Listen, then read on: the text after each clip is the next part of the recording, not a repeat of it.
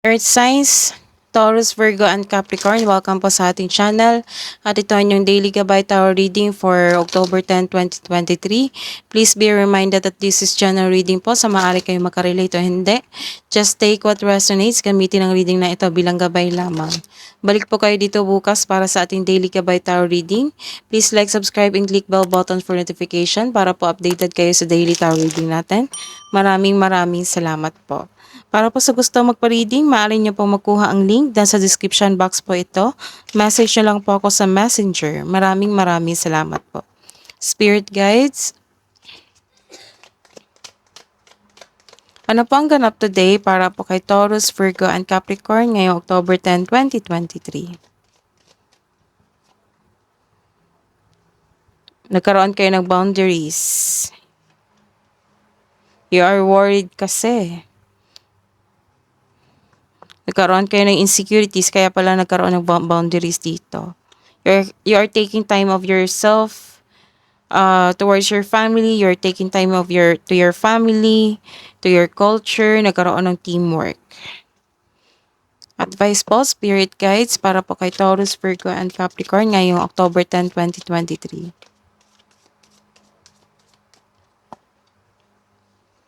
Taking shelter. The answers are within. So, sa mga naghahanap ng sagot, nasa iyo lang po yung sagot. The answers are within. Wandering path, enjoy this journey. Spirit guides, ano po ang energy today ni Taurus, Virgo, and Capricorn ngayong October 10, 2023? Spirit guides.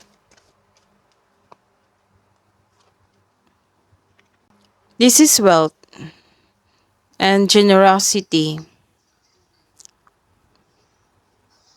Nagkaroon ka ng financial stability, so this card tells you to take leadership role or make financial decisions on behalf of others or take action towards your goal. This is truth. Nagkaroon kayo ng may katotohanan na nangyari. Nagkaroon ng pagbalanse, nagkaroon ng clarity, nagkaroon ng fairness, may hustisya na parating sa'yo. This card asks you to use your logic and remain objective dahil ito ay nakatulong na ma-uncover mo ang katotohanan sa isang sitwasyon. Positive outcomes in legal matters. Yes, mananalo ka. Yung legal issues mo concerning sa properties ay ma-resolve na. May signing of contracts din dito. This card advises you to stay true to yourself and act with integrity. Lumabas din ito kahapon, check nyo. October 9, 2023. Ng justice, lumabas din. So, this card is a clarification.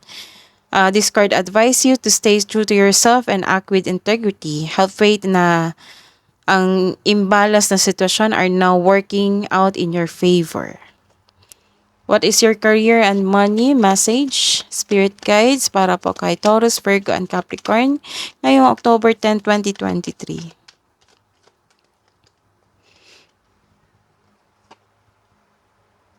Hindi ka masaya ngayon sa inyong kaperahan sa karera. Hindi okay ang health mo ngayon o relasyon mo sa pamilya, sa inyong co-worker, sa partner mo, sa business partner mo. May delay din dito sa travel plans, business trip, delay. Pero makahanap ka pa rin ng paraan para ma-enjoy mo yung moment mo ngayon. This is a reverse card also, nagkaroon ng difficulties in moving on. May delay. So, this is a second card na nagkaroon ng delay sa plano, sa travel, sa lipat bahay. May bumalik din from the past. Some of you hindi madali sa inyong mag-move on sa mga nangyari sa kaperahan nyo at sa karera. Love advice po para po kay Taurus, Virgo, and Capricorn ngayong October 10, 2023. Self-love, partnership, romance. Ayusin lang natin. Tama pala yun. Yan. This is sadness. You felt sad, you are in pain. Ang heartbreak o pagkabigo sa isang nakaraan o kasalukuyang relasyon ay tumitimbang sa iyong isip. Ang pagtanggap ng isang masakit na katotohanan o pagtanggi ay isang mahalagang hakbang, tulad ng pagbibigay daan sa inyong sarili na oras upang pagalingin at iproseso ang iyong damdamin. Ang pagtanggi ay pag-redirect. May mas magandang naghihintay sa iyo. May third party sa lovers. Oo, friend and family. Um, Broken-hearted ka. Ngayong araw na ito, huwag magpadala sa matinding lungkot. This is a reverse card. Nagkaroon dito ng isang suspicion. Nagkaroon ng emotional distance.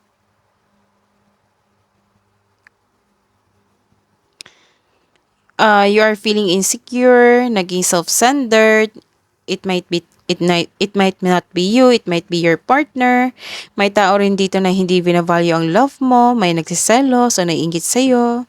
So this card may be asking you na mag-open ka sa taong may issue sa'yo without worrying about rejected or judge. Hidden truth, anong iniisip mo, anong iniisip niya? Para po sa mga single. Ngayong October 10, 2023, para po kay Taurus, Virgo, and Capricorn, single po. You and I were too young. Sa mga may relasyon, it was my fault but I blamed you.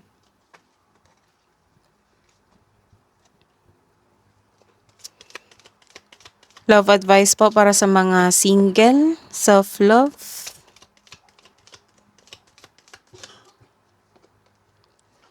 Beauty ritual. So, some of you, you're making yourself you're making time for yourself na magkaroon ng beauty application. Love advice para sa mga couple natin na Taurus, Virgo, and Capricorn ngayong October 10, 2023. Commitment. Commitment is an important factor to achieve a successful relationship. Love advice po. When you pass from this world, you take nothing with you but your soul and the memories you have shared with those you love. Kabuang advice po sa araw na ito, October 10, 2023, para po kay Taurus, Virgo, and Capricorn, Spirit Guides. You are good enough. Message from angels, archangels, guardian angels, spirit guides.